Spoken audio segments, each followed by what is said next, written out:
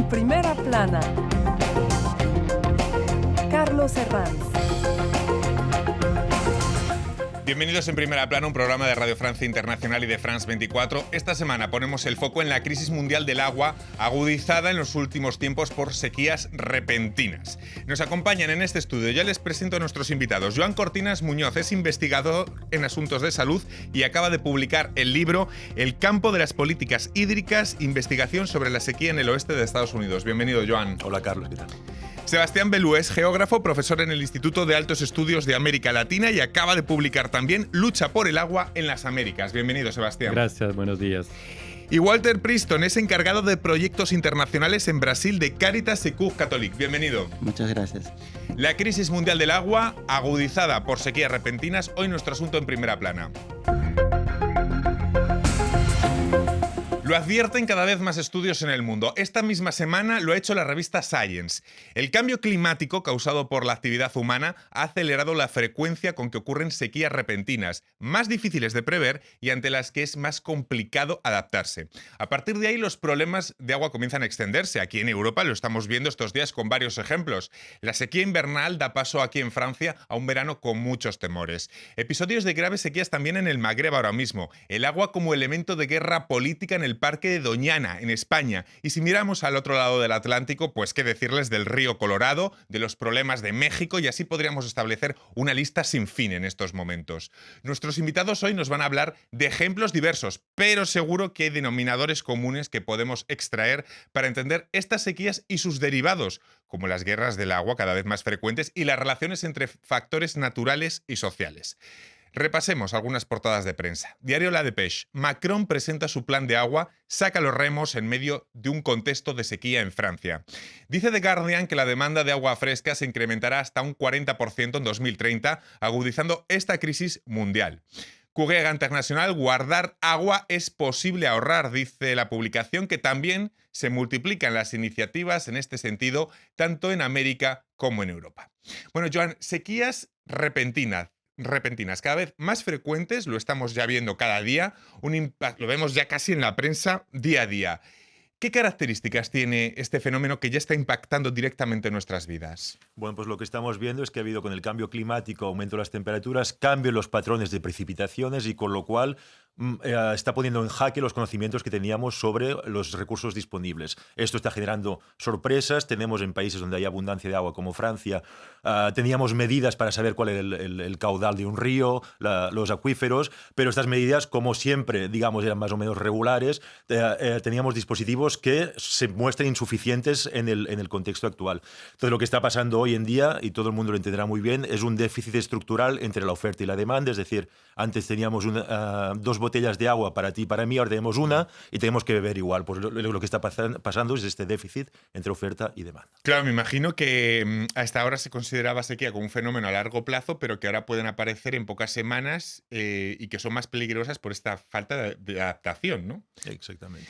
La sequía no es solo falta de precipitaciones, las disonancias entre factores naturales y sociales siempre están en el corazón de las guerras del agua sobre las que ha escrito tanto Sebastián. ¿Se ha venido acentuando, Sebastián, estos conflictos por el cambio climático? Sí, hay que ver que la sequía no es solamente la falta de precipitaciones.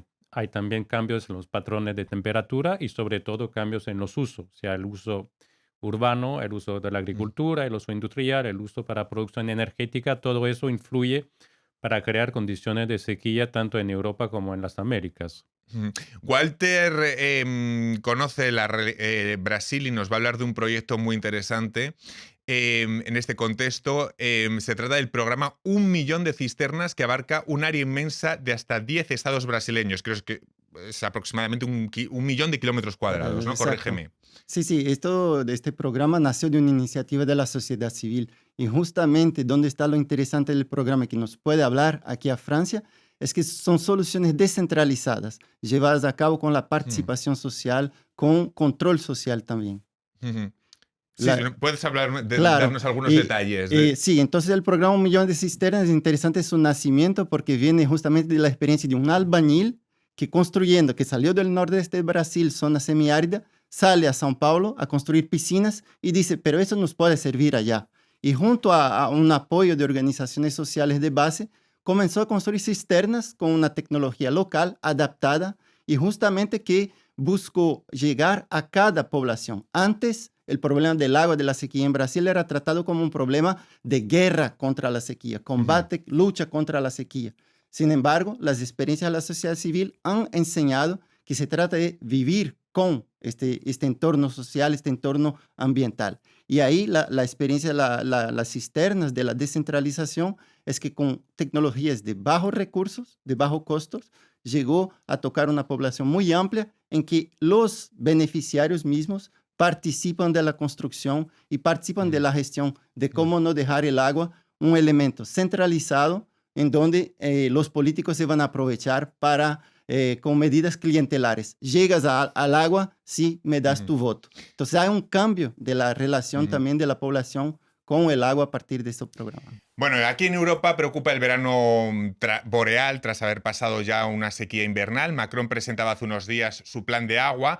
Se habla de restricciones departamentales. Joan, esto obliga a replantearse varias cosas a distintos niveles sobre la política del agua, el uso del agua, la agricultura, incluso el propio precio del agua según sea para consumo o para usos recreativos, ¿no? Así es, porque como estamos en un proceso de cambio climático y de cambio de disponibilidad hídrica de manera indefinida. Es decir, ya no vamos a tener lo que teníamos desde hace pocos años. Con lo cual se necesita cambiar, evidentemente, la política de agua, porque se necesita cambiar los usos, como decía antes Sebastián. Hay que usar menos agua. No tenemos otra posibilidad porque no hay tanta agua como había. Por lo tanto, hay que replantear los usos agrícolas, los usos urbanos y los usos industriales. Eso pasa por varios canales que podemos, si quieres, entrar luego. Y, evidentemente, el precio del agua. El precio del agua, ¿qué pasa? El agua, en función de la oferta y la demanda, tiene un precio. Pues con menos agua, forzosamente, habrá que ver las políticas tarifarias también. Pero son temas complejos y quieres podemos hablarlo después. Sí. Sebastián, esto implica que las políticas del agua en general van a ocupar cada vez una importancia mayor en las agendas de los gobiernos, ¿no?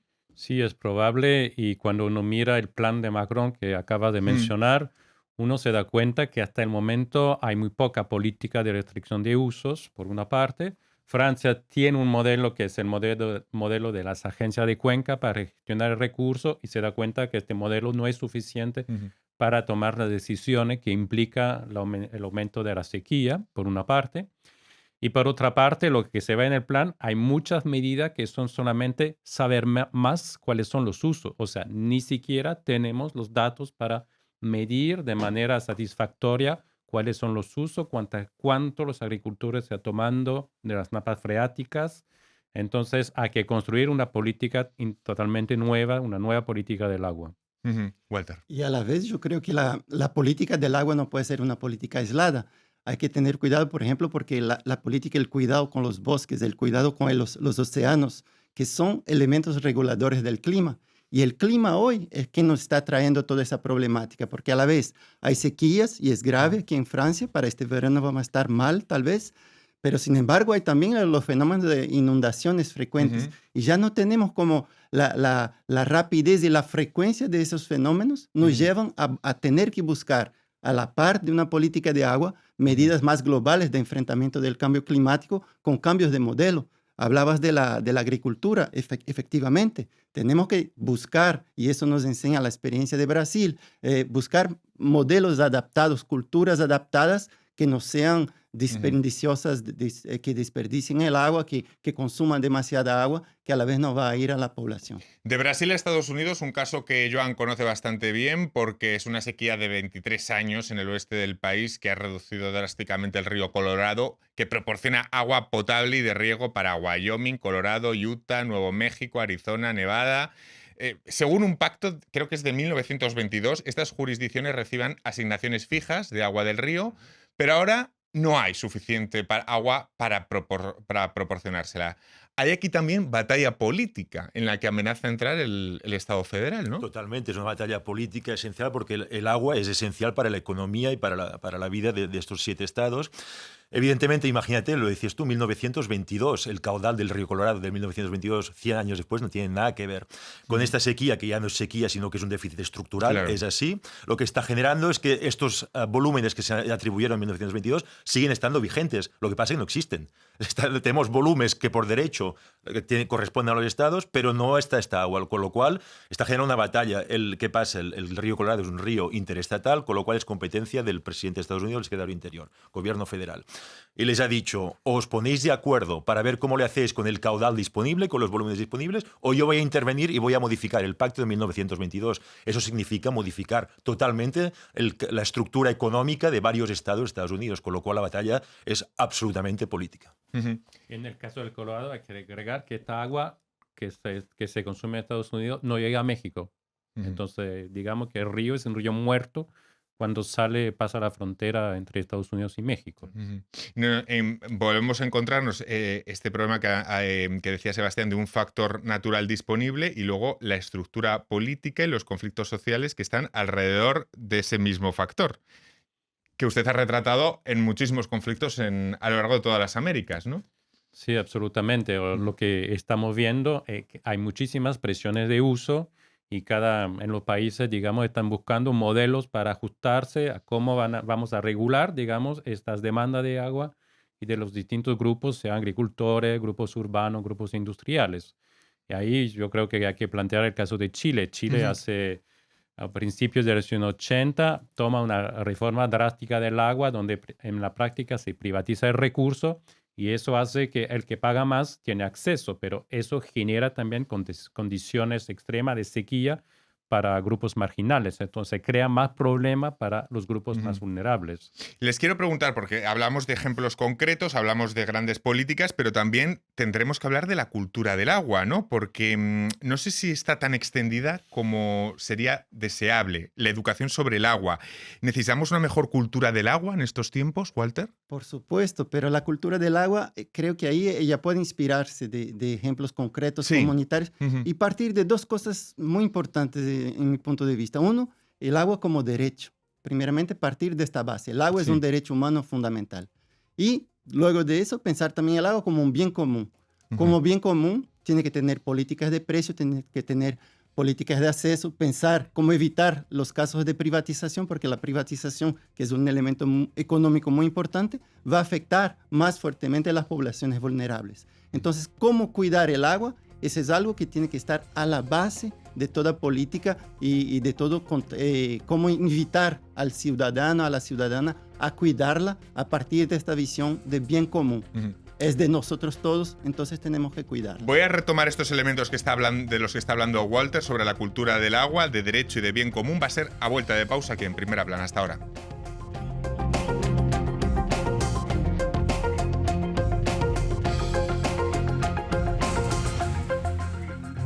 RFI, la selección del mes.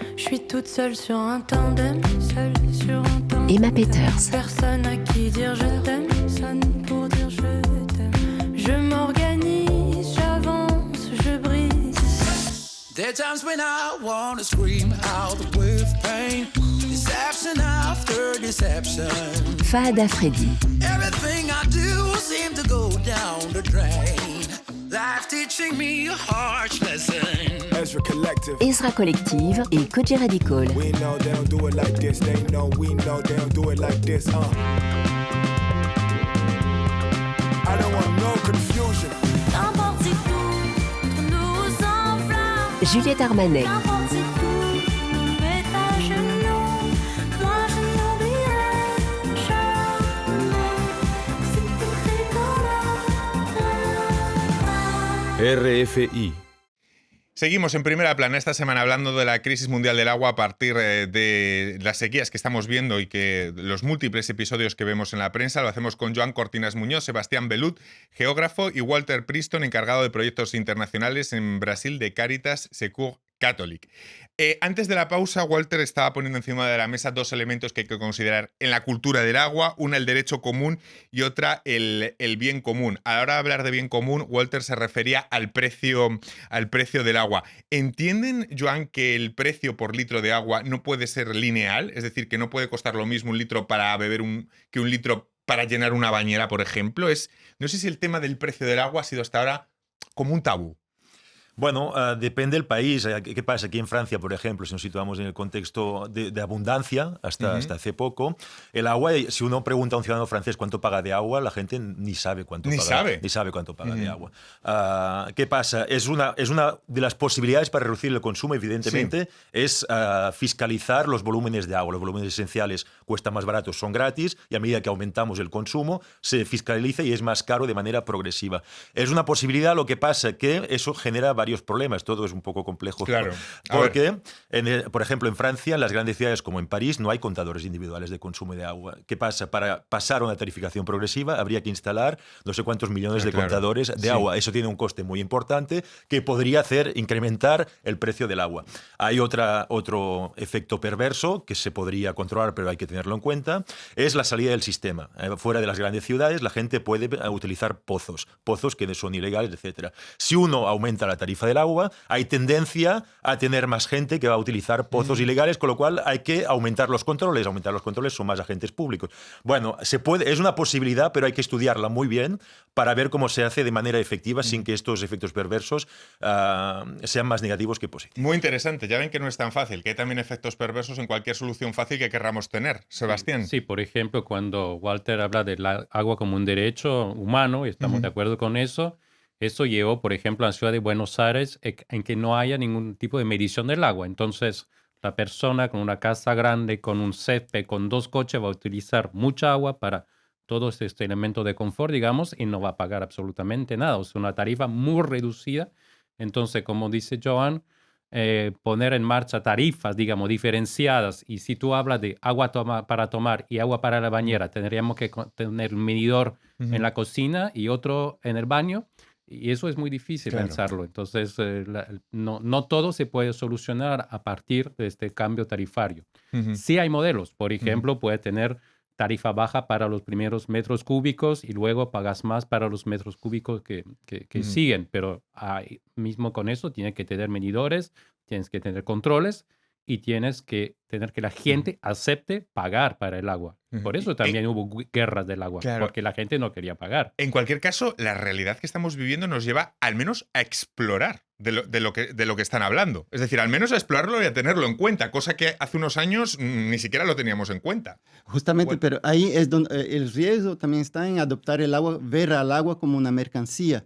Y eso, al adoptarla, pensarla como un derecho humano, no es la cuestión de no pedir para pagar, pero sí de adoptar políticas adaptadas. Entonces, es un bien común, hay que cuidarlo, hay que en eso, por eso entiendo cultura del agua como cómo llevar a las personas a cuidar de eso que es de todos, ¿no?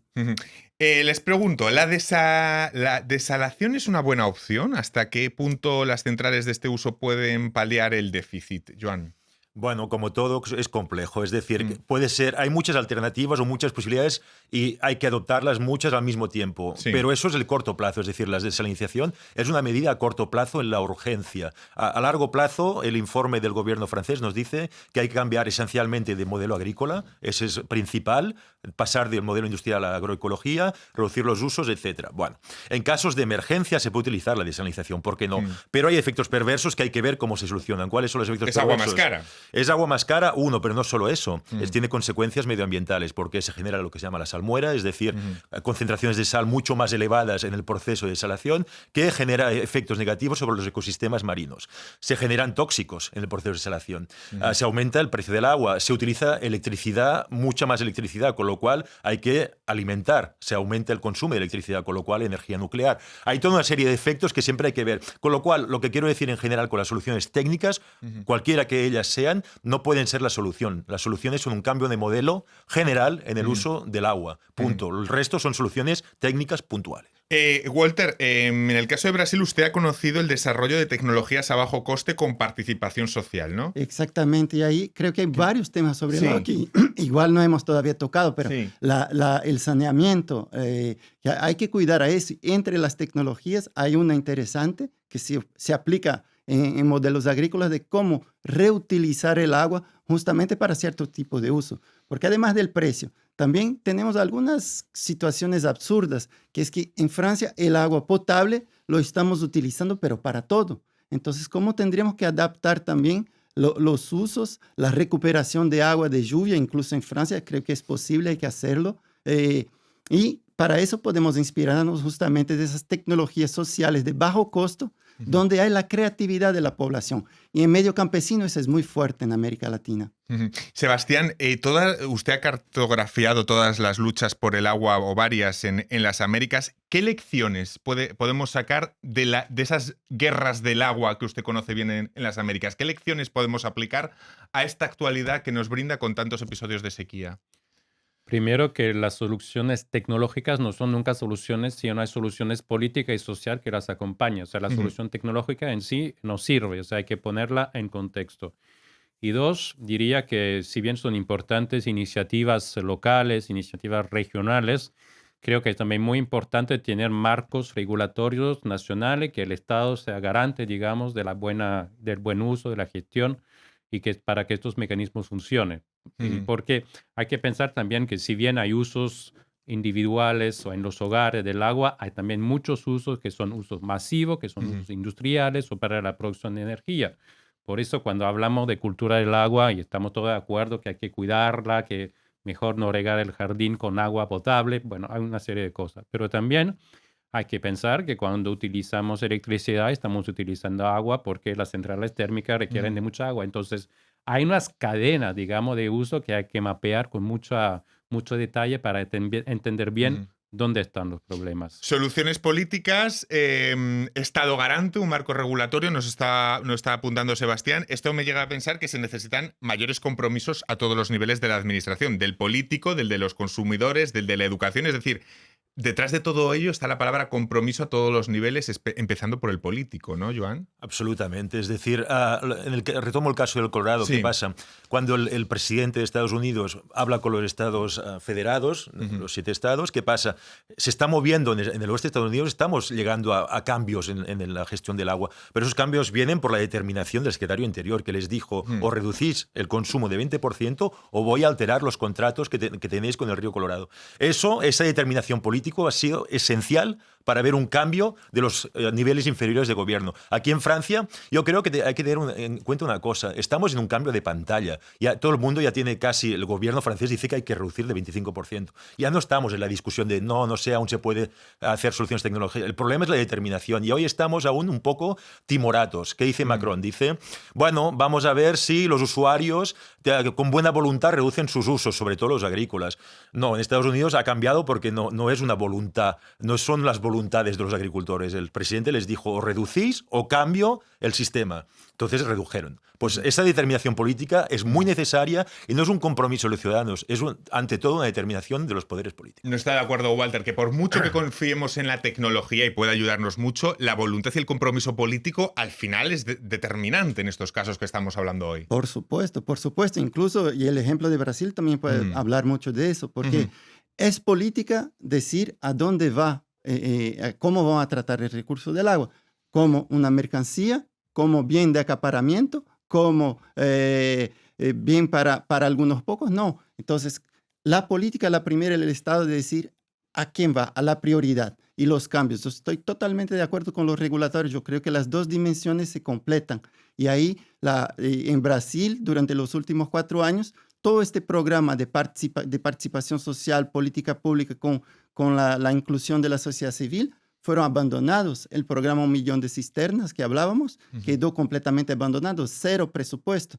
Se va a retomar ahora. Entonces, justamente, ¿por qué retomarlo? Porque sí mostró que puede presentar respuestas a la población en un contexto de sequía recurrente como es el contexto semiárido de Brasil. Sebastián, ¿quieres añadir algo más?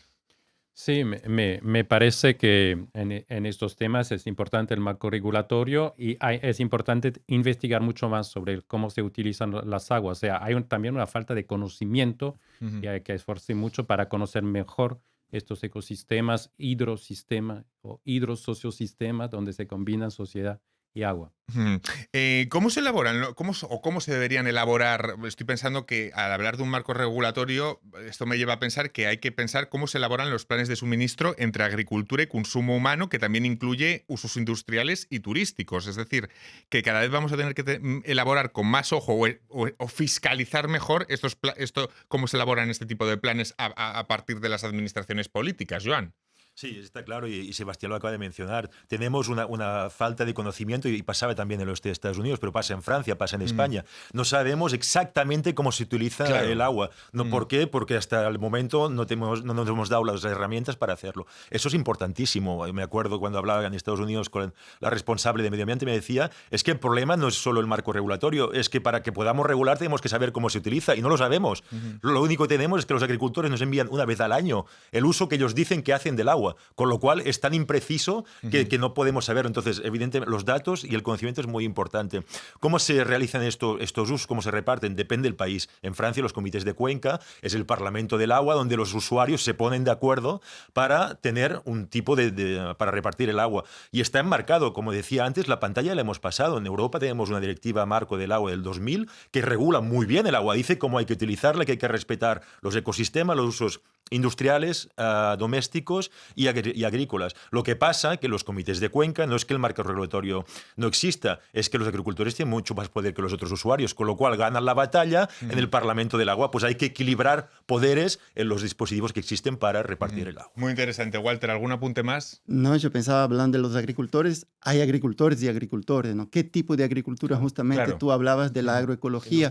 Y una agricultura industrial hoy está presentando sus límites en relación a la gestión del agua. No hablamos del tema, pero hay muchos, pero el tema de los residuos de pesticidas en el agua de consumo humano que estamos viviendo también aquí en Francia.